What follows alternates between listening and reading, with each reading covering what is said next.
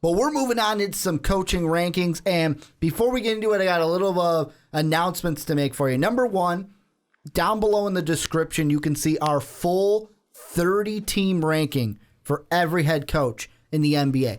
However, me and Dave are only going to look at the top 10 with maybe we have 3 coaches who fell outside that we're going to touch before we get into that top 10. But the big announcement I wanted to make for you guys is the rankings are not done here at Most Valuable Podcast or with the Fast Break. What we are going to do is, based on all of the rankings that we have done thus far, we're going to award the same point values like we've done for all these rankings. Each team is going to be ranked depending on where they had each of their players fall. Starting 5, 6-man, and head coach all together. Mm-hmm. And we'll give you those final rankings next week. Well, it's going to be split up into 3. Starting the next next 3 weeks. So we're going to do 30 to 21, then 20 to 11, and then the top 10. So I'm excited. We still have 3 more weeks, and I love this because it kind of puts into it brings up some interesting conversations. Should teams be better based off the players they have and they're not performing maybe? Mm-hmm. Maybe. And that's what we're going to look into next week. But this week we've got coaches, and you guys can see the full rankings down below. But Dave, 3 guys who were not in our top 10 that I want to kind of touch on before we get into the top 10. Absolutely. Luke Walton. Yeah. Tyronn Lue. LeBron James. And Billy Donovan. And Billy Donovan, who outcoached one of our top 10 coaches in a series. So impressive, sir. I think that Walton and Donovan, you could make a case for both of them to be in your top 10. I think Donovan needs to be in the top 10 this year. I agree with you. I only hesitated to put him in the top 10 because it was how much. Because it was 1 year? It was 1 year, and how much of this was someone else's team. He came in and really didn't do a lot of changing. And I feel like that kind of takes something away from it. Look, we saw what Scotty Brooks did with his team. Should have beat the Golden Boy Warriors. And I think it's the choking game after game. Did they? They choked.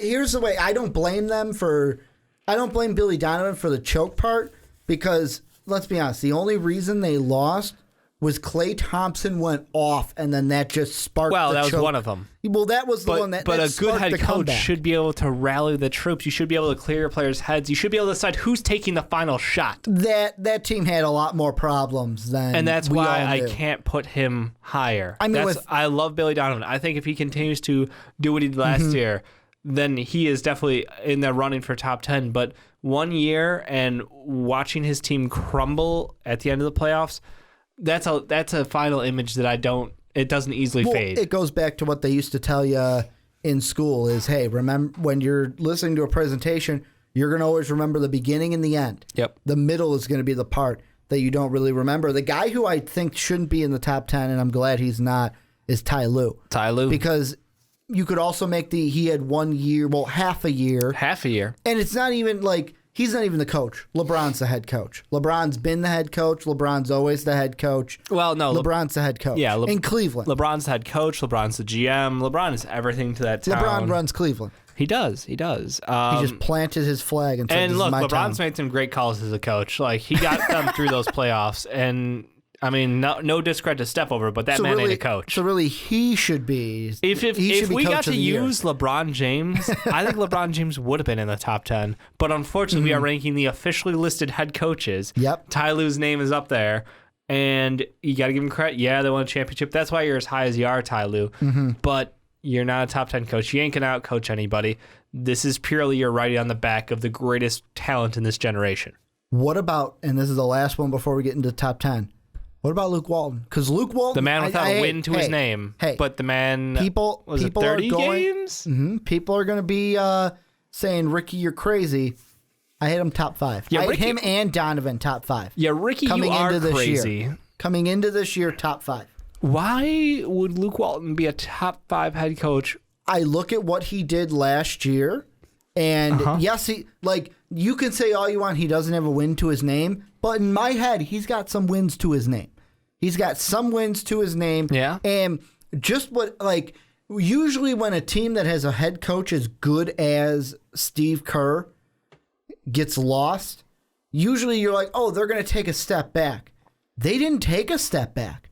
And this wasn't they had Steve Kerr for games 1, 2, and 3 of the regular season. Yeah, he was out. He was for the out first from 2 months. the beginning of the regular season on, and I mean, what Luke Walton was able to do, kind of right, like I kind of want to say right that ship, but basically he didn't fuck up. He kept their system rolling. That's all he did. He kept the boiler. He was just stirring it. And I think this is a common theme of this podcast. I think of by me saying he didn't fuck up as a slap in the face to Luke Walton because he exceeded. It's hard to say that mark, and it's also hard to say that it's not because the team didn't lose a game for forever. Well, and what Sean said, and this is I'm bringing in Sean, who's in Michigan. That Sean Anderson guy. He said that he's had a loaded team.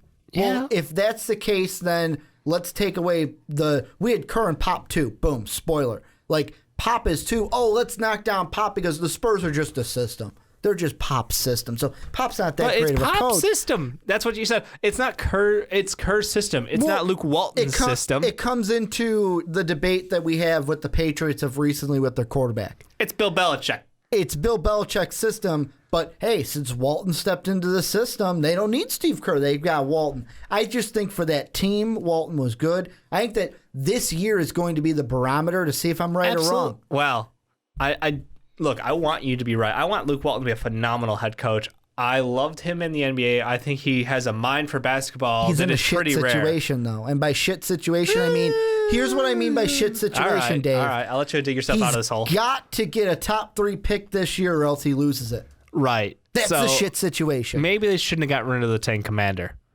Like, that man's got some... Luke Walton would have went somewhere, though. Yeah, that's true. Went to the true. Kings. They would have lost their opportunity. He would have been a Kings coach if the Lakers didn't would have hire went him. somewhere. But no, I think that is interesting that they're stuck in that. If they don't lose damn near every game, they're not going to have a top 3 pick. They're not going to have a first-round pick. So it's scary, but I think what they're probably going to end up doing is they're going to win enough games. They're not going to get a top 3 unless crazy odds tinfoil hat conspiracy man shows up during the NBA draft lottery. And they're going to end up trading back into the first round for some veteran that they've got on their team. Who knows?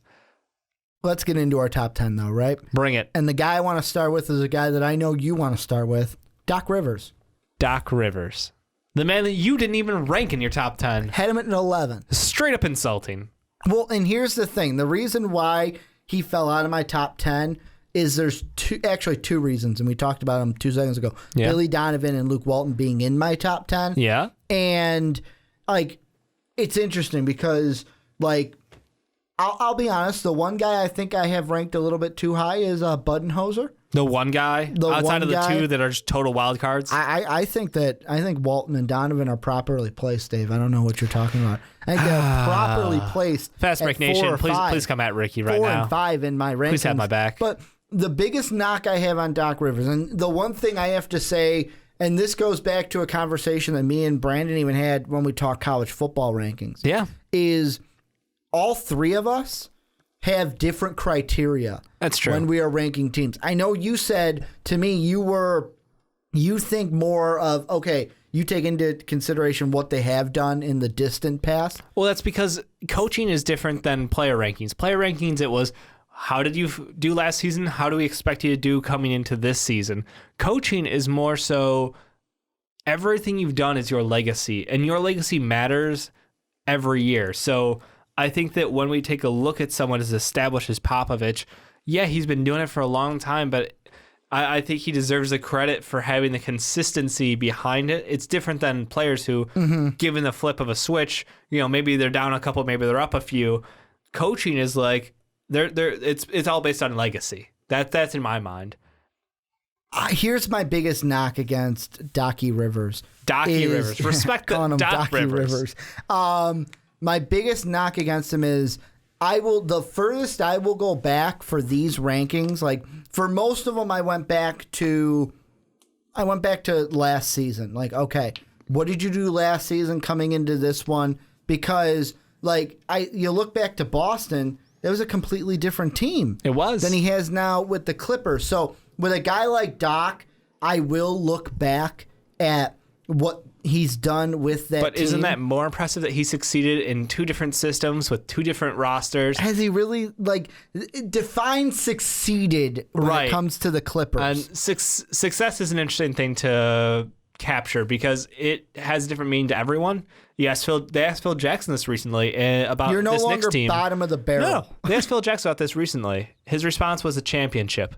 He talked about his own Knicks team this year. So I think when you think success in the NBA, championship is the ultimate goal, but playoffs is not. There's nothing to be sad about. It's like Buffalo in the NFL when they went 4 years to the Super Bowl. They never won, but that was a very successful team. And so I think you have to have the same mindset in the NBA. There's only one champion every year. There's 29 other teams in the league. Yeah. You're telling me there's 29 other failures in the league? No, there are about 10 successes. And then a lot of room to improvement. And here's where I kind of think that success is, for me, maybe it's because I'm not a Clipper fan. Clipper fans, you may just be happy not being the bottom of the barrel anymore. I don't think they're not happy not winning championships. Well, I think they're happy that they have a good team and they've got a good roster. Cheer for. And they have a chance. They have a very good chance every year that Doc is there. The thing I look at is, like, the furthest that they have gone under Doc is... They went to the second round in 2014, his second year, lost to the Oklahoma City Thunder. And then they went to the second round that next year in 2015, lost to the Houston Rockets in the second round. Other than that, first round exits to teams like Memphis and Portland. Yep. I mean, this last season, you could kind of take it with a grain of salt because CP3 and Blake Griffin both went down. So they had some injury concerns there. Yeah. And I was sitting there with fucking grin on my face because I picked Portland in that series. Right. But I look at the time just when he's been in LA. You haven't even gotten to a Western Conference Finals. Do you know the level of competition, the Western Conference? No, I know that. But when you look at the talent that's on that team, do you knock it a little bit? When you look at the talent that is on that team. He's had some external circumstances, like you said, between injuries, drama, whatnot. I think that they have... So do we give them we're giving them a break? Like a huge break for that? I don't think it's a huge break. I really don't. I think that this is a very good team, but they also have very exposable weaknesses in DeAndre Jordan. I think that between him and the lack of a stud at small forward, they have two weaknesses. Thankfully, they have the best point guard, true point guard, in the league. No Chris disrespect Paul. to Russ and Curry. No. I mean, they're both dynamic players in their own league, but it's honestly it's CP3. And then when you take a look, Blake Griffin, who started off as an athletic phenomenon, has grown his game. He's gotten that shot down. He's become a better distributor. Even his right hook is better. His right hook is even better. He apologized for that. It's okay. It's okay. Like, you got those two great guys, and you've got Truth coming off. And like, look, this is a very good team. And as for success for me is how good of a chance do we have to win a championship? Every year Doc has been there. They have a good chance to win a championship, and that's what I look at.